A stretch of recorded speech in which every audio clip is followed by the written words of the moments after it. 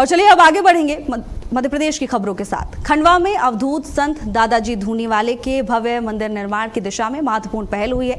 मंदिर निर्माण समिति का प्रतिनिधिमंडल राजस्थान के मकराना पहुंचा, जहां मंदिर निर्माण में उपयोग होने वाले संगमरमर के पत्थरों की गुणवत्ता, डिजाइन और नक्काशी का निरीक्षण किया गया।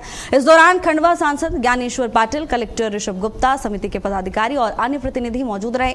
विशेषज्ञ इंजीनियर्स ने भी निर्माण से जुड़े तकनीकी पहलुओं की जानकारी दी। कलेक्टर ऋषभ गुप्ता ने बताया कि चयनित पत्थरों की पहली खेप गुरु पूर्णिमा के अवसर पर खंडवा पहुंच सकती है। वहीं सांसद ज्ञानेश्वर पाटिल ने भी विश्वास जताया कि जल्द ही एक भव्य और दिव्य मंदिर का निर्माण होगा, जो श्रद्धालुओं के लिए आस्था का प्रमुख केंद्र बनेगा। मंदिर निर्माण सांसद जी, माननीय विधायक प्रतिनिधि जी एवं हमारे जो मंदिर निर्माण समिति है उस टीम के सभी मेंबर्स के साथ मकराना का विजिट किया गया है। यह काम थोड़ा कॉम्प्लेक्स है, कारण कि ये बहुत ही अनऑर्गेनाइज्ड मार्केट है। यहाँ पर 1 नंबर, 1.5 नंबर, 2 नंबर कुमारी के मार्बल्स मिलते हैं, जिसका कोई क्लियर स्पेसिफिकेशन नहीं होता। साथ में जो वेंडर्स हैं उनकी कितनी कैपेसिटी है सप्लाई करने की, इन सब की जांच भी करनी होती है। 2 दिन से मकराना में दादा धूनीवाले मंदिर के निर्माण में जो लगने वाला पत्थर है उसको फाइनल करने के लिए हमारे जिले के कलेक्टर साहब, हमारे विधायक प्रतिनिधि जी और हमारे मंदिर निर्माण समिति के समस्त प्रतिनिधि यहाँ पर हैं। कल से हम लोग लगभग 15 से 16 जो माइंस जो पत्थर सप्लायर हैं उन लोगों से आकर संपर्क किया है। और वहीं ग्वालियर में ऐतिहासिक स्वर्णरेखा नदी को प्रदूषण से बचाने की मांग को लेकर कांग्रेस कार्यकर्ताओं ने जोरदार प्रदर्शन किया। आरोप है कि शहर के कई हिस्सों में सीवर का गंदा और दूषित पानी लगातार स्वर्णरेखा नदी में मिल रहा है, जिससे नदी का अस्तित्व और पर्यावरण दोनों खतरे में पड़ गए हैं। कांग्रेस नेताओं ने प्रशासन पर लापरवाही का आरोप लगाया, चेतावनी दी कि यदि जल्द कोई ठोस कदम नहीं उठाए गए तो व्यापक जन आंदोलन किया जाएगा। नदी में सीवर मिलने पर स्थानीय लोगों ने विरोध जताया है और जल्द ठोस कदम नहीं उठाने पर बड़े और उग्र आंदोलन की चेतावनी दी है। उनका कहना है कि बार बार शिकायत करने के बावजूद कार्रवाई नहीं होती है। कांग्रेस नेताओं ने प्रशासन पर लापरवाही के गंभीर आरोप लगाए हैं। कुछ तस्वीरें आपको दिखा रहे हैं, देखिए किस तरह से जोरदार प्रदर्शन करने के लिए तमाम लोग इकट्ठा हुए, जोरदार नारेबाजी की गई और प्रशासन पर गंभीर लापरवाही के आरोप लगाए गए हैं। देखिए आरोप है कि शहर के कई हिस्सों से सीवर का गंदा और दूषित पानी लगातार स्वर्णरेखा नदी में मिल रहा है, जिससे नदी का अस्तित्व और पर्यावरण दोनों ही खतरे में पड़ गए। इकोसिस्टम के लिए खतरे की बात है, पर्यावरण के लिए खतरे की बात है। ऐसे में कांग्रेस नेताओं का कहना है कि प्रशासन मामले को लेकर लापरवाही बरत रहा है। एक समय था जब स्वर्णरेखा नदी ग्वालियर के लाखों लोगों का प्यास हो जाती थी। आज स्थिति ये हो गई है कि 50% कमीशन से चलने वाली मोहन सरकार आज ये हालत में उस नदी को ला दिया है कि यहाँ सीवर दिन रात फैल रहा है और उस नदी को नाले में तब्दील कर दिया गया है। कांग्रेस पार्टी का एक कार्यकर्ता आदरणीय जीतू पटवारी जी के निर्देश पर आज सुनील शर्मा जी की अगुवाई में आज यहाँ एकत्रित है और हम जब तक चैन से नहीं बैठेंगे, कांग्रेस पार्टी का एक कार्यकर्ता जब तक लड़ाई लड़ेगा जब तक इसका स्वरूप नदी का वापस नहीं आ जाता। और वहीं बैतूल जिले में फेसबुक पर हुई दोस्ती एक युवक को भारी पड़ गई। हनी ट्रैप गिरोह ने प्रेम संबंधों के नाम पर युवक को जाल में फंसाकर उसके बैंक खाते से 75,000 रुपए उड़ा लिए। चिचोली क्षेत्र निवासी राजेश उइके की शिकायत पर शाहपुर पुलिस ने मामले की जांच पड़ताल शुरू कर दी है। पुलिस के मुताबिक युवक को फेसबुक पर एक महिला की आईडी से फ्रेंड रिक्वेस्ट आई थी, जिसके बाद बातचीत बढ़ी और उससे मिलने के लिए बुलाया गया। वहां पहले से मौजूद आरोपियों ने उसे घेर लिया, मोबाइल कब्जे में लेकर ऑनलाइन माध्यम से रकम ट्रांसफर कर ली। तकनीकी जांच के आधार पर पुलिस ने 3 आरोपियों को गिरफ्तार कर लिया है। मामले में अन्य आरोपियों की तलाश जारी है और पुलिस आगे की कार्रवाई अब कर रही है। तो देखिए मध्य प्रदेश के बैतूल से पूरा मामला सामने आया।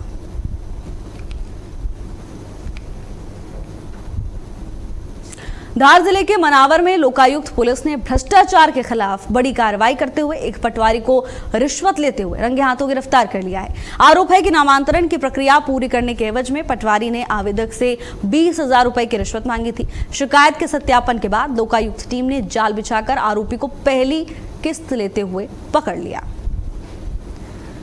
नामांतरण के बदले पैसे मांगे थे।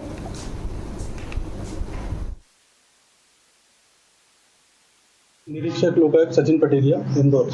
लोकायुक्त महानिदेशक महोदय आदरणीय योगेश देशमुख सर और डीआईजी महोदय मनोज सिंह सर के मार्गदर्शन में जो लगातार भ्रष्टाचार विरोधी मुहिम चल रही है, उसी क्रम में लोकायुक्त एसपी इंदौर महोदय के निर्देश पर आज धार जिले में मनावर में ये कार्रवाई की गई है। इसमें आवेदक जो हैं वो अरुण कुमार तिवारी हैं, जो कि 2 प्लॉट के नामांतरण के लिए जो आरोपी हैं प्रवीण पाटीदार पटवारी हैं, पटवारी हल्का नंबर 21 के, उनके पास गए थे।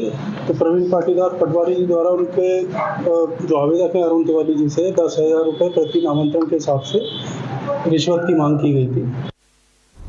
और वहीं अशोकनगर में कोतवाली पुलिस ने बड़ी कार्रवाई की है। एक शातिर पारदी बदमाश को गिरफ्तार कर लिया है, जो कथित तौर पर किसी बड़ी वारदात को अंजाम देने की तैयारी में था। पुलिस ने आरोपी के कब्जे से एक धारदार तलवार भी बरामद की है। पूछताछ में आरोपी ने शहर में हुई 2 चोरी की घटनाओं में अपनी संलिप्तता भी स्वीकार की है। पुलिस के मुताबिक आरोपी पर हत्या, बलात्कार, चोरी और मारपीट समेत कई गंभीर मामले पहले से ही दर्ज हैं।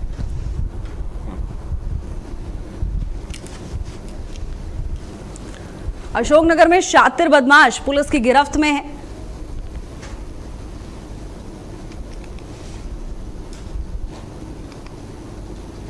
वहीं मुरैना में अवैध रेत परिवहन के खिलाफ कार्रवाई के दौरान बड़ा घटनाक्रम सामने आया है। परिवहन विभाग की टीम NH 44 स्थित RTO चेक पोस्ट पर वाहनों की जांच कर रही थी, तभी बिना नंबर प्लेट का एक तेज रफ्तार ट्रैक्टर वहां पहुंचा। टीम ने उसे रोकने का प्रयास किया, लेकिन चालक ने विभाग की स्कॉर्पियो गाड़ी को टक्कर मार दी और मौके से फरार हो गया।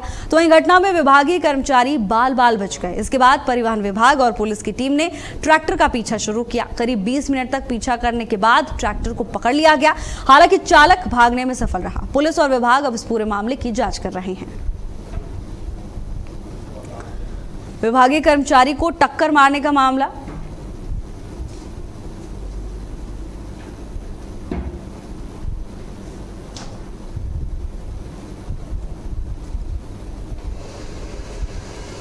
वहीं रायसेन जिले के सिलवानी स्थित सर्वोदय वेयरहाउस में 1760 कट्टी सरकारी मूंग गायब होने का मामला सामने आने के बाद हड़कंप मच गया। गायब मूंग की कीमत करीब 80 लाख रुपए बताई जा रही है। खास बात यह है कि वेयरहाउस के ताले सुरक्षित पाए गए हैं और जबरन प्रवेश के कोई निशान भी नहीं मिले, जिससे मामला अब और संदिग्ध हो गया है। कलेक्टर अरुण कुमार विश्वकर्मा ने ADM मनोज उपाध्याय के नेतृत्व में 5 सदस्यीय जांच दल गठित की है। मामले को लेकर जांच पड़ताल शुरू की जा चुकी है। बता दें कि वेयरहाउस संचालक और वेयर हाउसिंग कॉर्पोरेशन के अधिकारी अब एक दूसरे पर आरोप लगा रहे हैं। पुलिस CCTV फुटेज, दस्तावेजों और अन्य साक्ष्यों की जांच कर रही है। अब पूरे मामले ने बड़े घोटालों की आशंकाओं को और ज्यादा हवा दे दी है।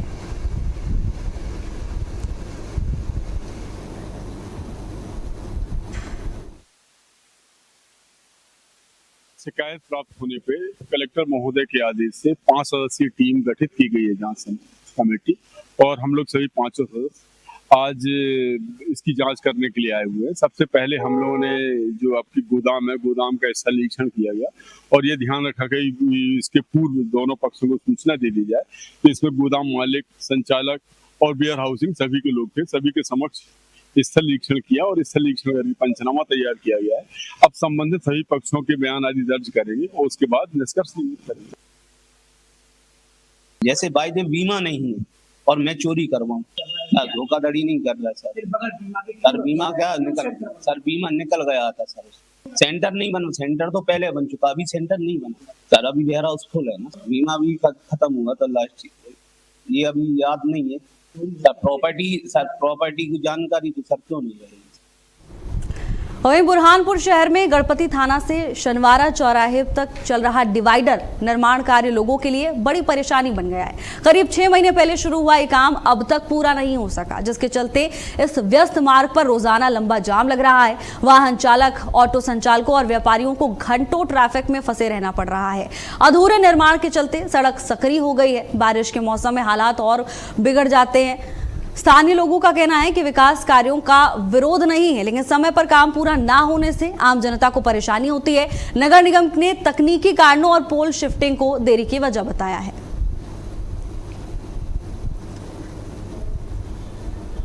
अधूरे निर्माण से यातायात व्यवस्था चरमरा गई है। लोगों को घंटों जाम में इंतजार करना पड़ता है।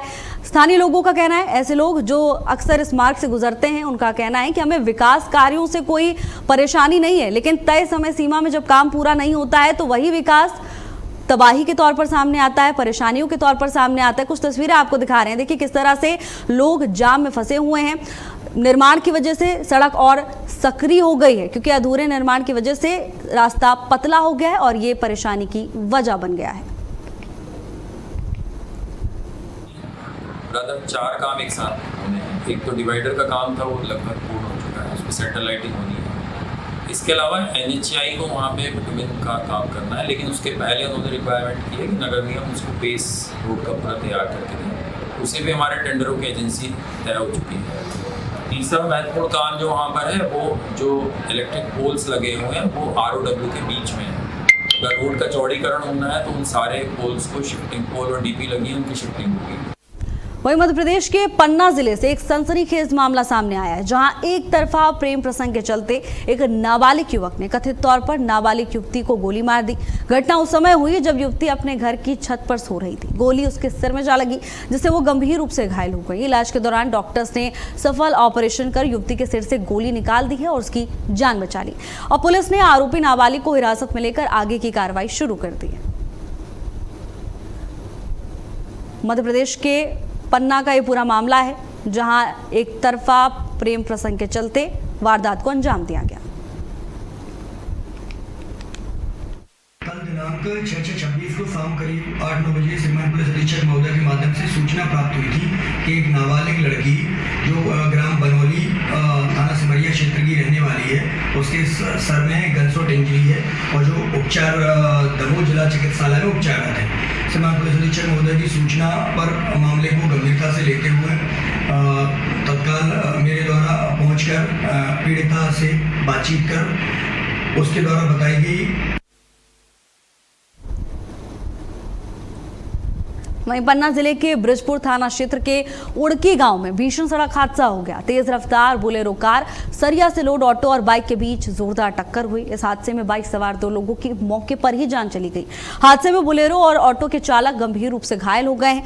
घटना के बाद इलाके में अफरा तफरी मच गई। सूचना मिलते ही डायल 112 पुलिस मौके पर पहुंची। घायलों को तत्काल जिला अस्पताल ले जाया गया है, जहां उनका उपचार जारी है। पुलिस ने मृतकों के शवों को कब्जे में लेकर आवश्यक कार्रवाई शुरू कर दी है। तो वहीं दुर्घटना के कारणों का पता लगाने के लिए जांच भी शुरू की जा चुकी है।